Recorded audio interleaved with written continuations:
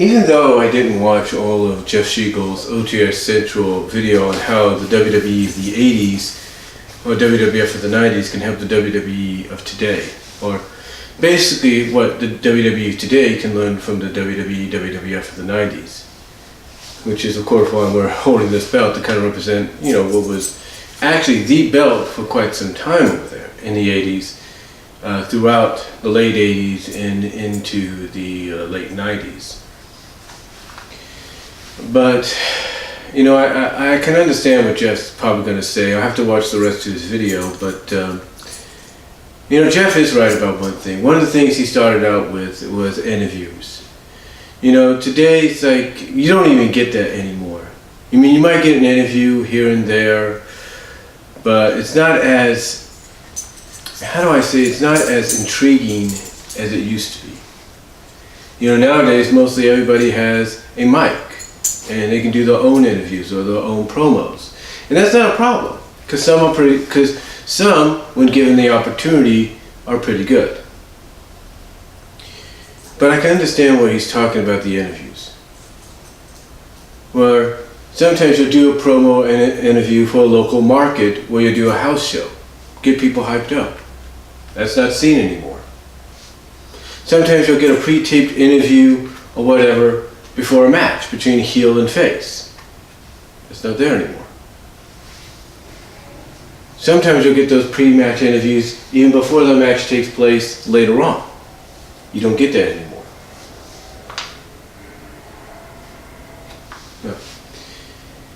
And I can see where Jeff's coming from, because if WWE went back and did it in that style, if they went back and did the interviews, in fact, if anything, they should give their announcers and the interviewers, they should give the announce team and backstage interviewers a lot of tips. They should bring in someone like a Gene Okerlund, a Sean Mooney, maybe even, you know, a Tom Phillips or something like that. Well, not Tom Phillips, but Todd Phillips. Or Todd Pettengill, actually. Despite how you feel about him. These are guys that got it. These are guys that understood the method of doing interviews and really getting you hyped up for what was coming. They really knew how to bring it when they interviewed people like Hogan, Piper, Flair, Jake the Snake. The list goes on.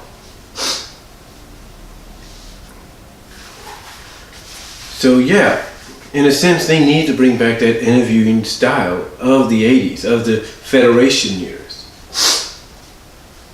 Because if they do that, there is no doubt in my mind people would tune in just for those.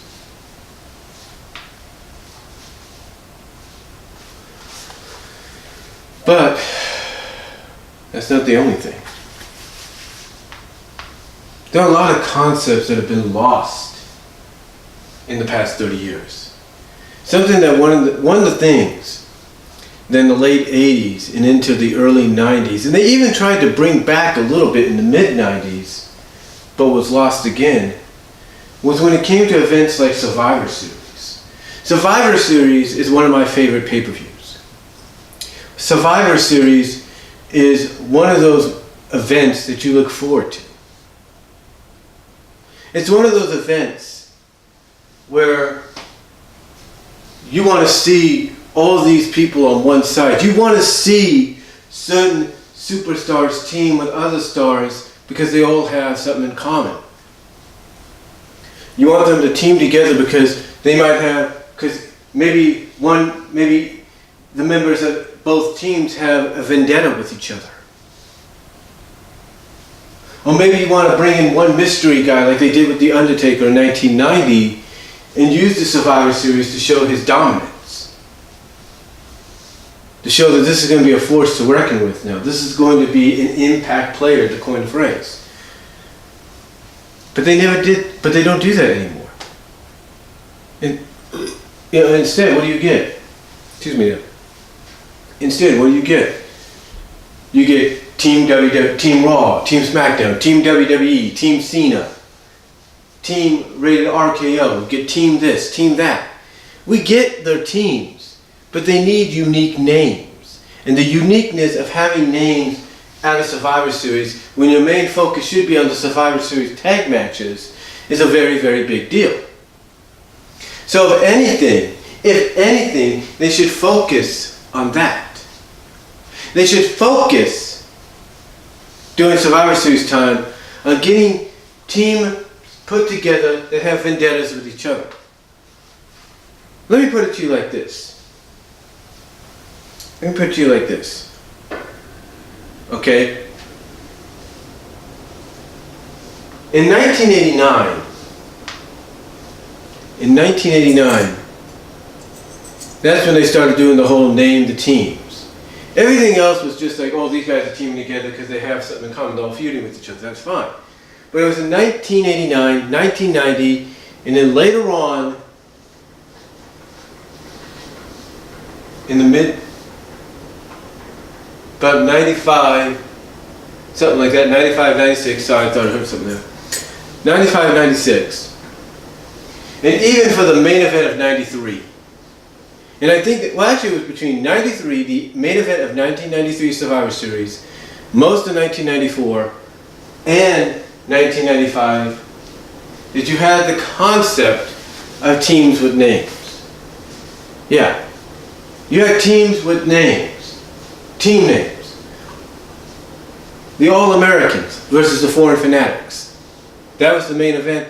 Of course, that was the only Survivor Series team to have, only Survivor Series match to have legit team names. 1994 went back to that a little bit. 95 carried that on. 96 dropped it again. And to me, if you're trying to target the WWE towards the whole family, then one of the things that made the whole family tune into WWE, WWF in the late 80s and 90s, especially at Survivor Series time, was the fact that you had all these unique personalities on different teams with different team names. You had someone as the captain and you had his team members, or her team members. But you don't have that anymore. You don't have it. I remember, like I said, going back to 1989 when they started doing that, it was what made me watch Survivor Series, maybe not that year, but the following year. Or at least rent it out on tape and watch it. You had all these unique personalities. Let me put it to you like this. In 1990, you had the Ultimate Warriors. You had Ultimate Warrior captain a team known as the Ultimate Warriors. And that team consisted of Texas Tornado, Kerry Von Erich, and the Legion of Doom. Probably one of the best put together tag Survivor Series teams ever. And they all had a reasoning for being on the team. Okay? All had a reasoning. Warrior was kind of in a mini feud or rivalry with Demolition along with Legion of Doom. Mr. Perfect was embroiled in a feud and rivalry with the Texas Tornado. It made sense. It made sense. And you even intertwined, and I think Perfect challenged the Warrior a few times for the title as well. So you had two mini feuds the Warrior was involved in. His team feud along with Legion of Doom against Demolition, and his mini feud with Mr. Perfect over the WWF Championship. So you had those intertwined in a sense, and it made sense because it all worked out in one way or another. Then you take a look at the Hulkamaniacs. 1989's Hulkamaniacs had a lot going on in their team. You had Hulk Hogan feuding with Zeus. Zeus was on the $1 Million team. Yet Demolition, when they were babyfaces, feuding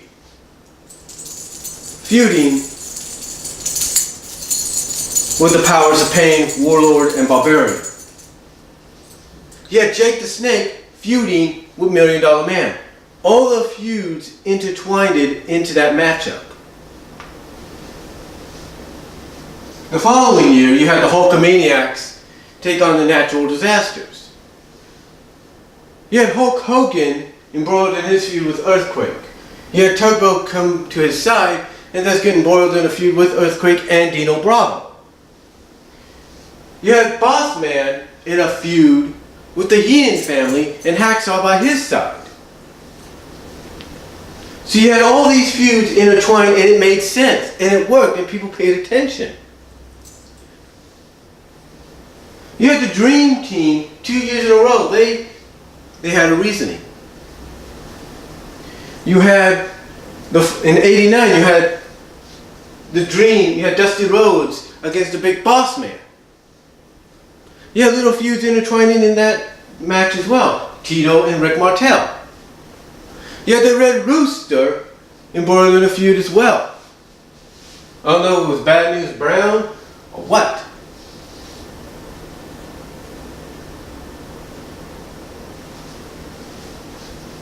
But he was embroiled in a feud as well. You had Beefcake, who was, although he was involved in the Zeus Savage feud, part of that, because I think he had some kind of feud going on with Boss Man as well or something. So you had all these you had all these intertwining rivalries and feuds that were all being settled or continued on in the Survivor Series matches with the members on each team. And I don't know if Jeff got to this yet, I haven't watched all of it, but if he brings that up, then that too is a lost art. I mean, think about it. You can't just have Team Cena, Team Rollins, Team Reigns. No, you need unique names that are going to draw. I mean, if you want to play off Cena's name, fine. Have Cena team up with some guys that are feuding right now at Survivor, or next year in Survivor Series, and call them the Cena Nation against da-da-da-da-da, or whatever. Make some sense. Make some freaking sense. You know, if you have Charlotte captain a team next year at Survivor Series, of her and several other female heels, have them call themselves the Queens. The Queens of wrestling, if you will. The Queens of WWE, and have them go up against the team captained maybe by Bayley or Asuka. And have it be like the Huggers, or the Fighting Huggers, or whatever. Something that's going to draw. Something that will get people's attention. And that is a lost art when it comes to any kind of pay-per-view event. Another thing that, you know, they can learn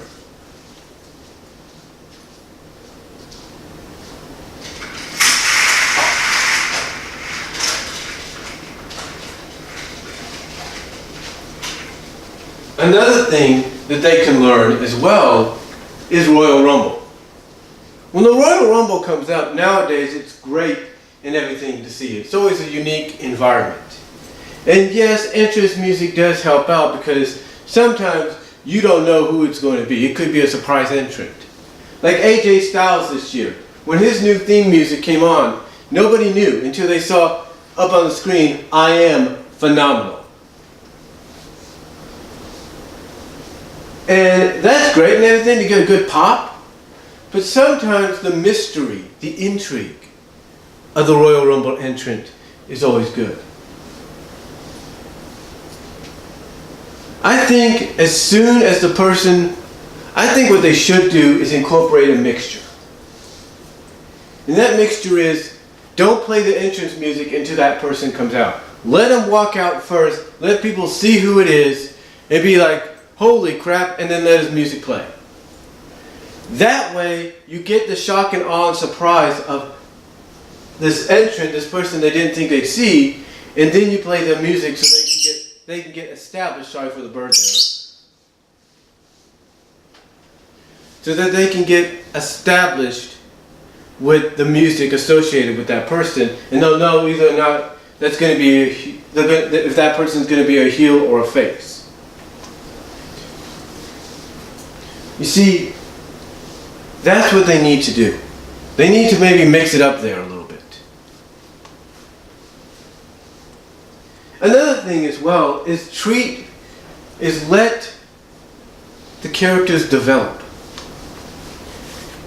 You know, one thing that TNA is trying to do, and I mentioned this in my Total Nonstop Deletion review, the one thing that they are doing along with the help of Matt Hardy, Jeff Hardy, and even Jeremy Borash, is they're trying to mix in fantasy with reality.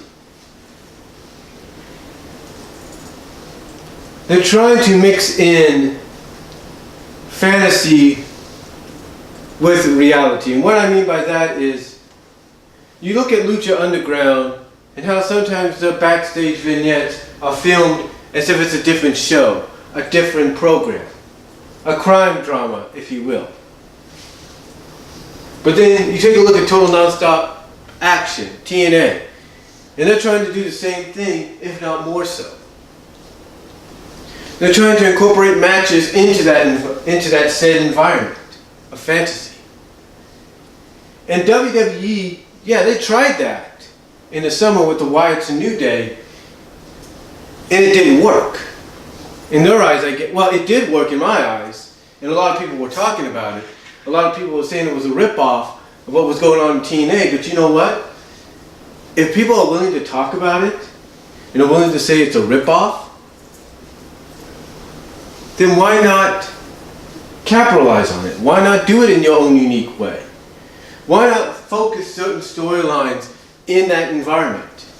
Why not go in that direction? Because you know what? If it's getting people talking about TNA, and getting people talking about what's going on there, along with things like Lucha Underground, WWE, I think you need to do that as well. I think WWE needs to do that. I mean, one of the things they used to do in the 80s, and one of the things they did even WCW did this a bit, was they incorporated that fantasy. They didn't stray away from it until the NWO came around, until the Attitude came around. And the thing is, if you go in that direction and do it in your own unique way, choose the storylines and atmosphere that needs to be incorporated for said storylines, it can work. It can work. And I think that is what's missing. That is what helped the WWE of the 80s soar, and what could be learned from that is incorporating that fantasy. I mean, one of the things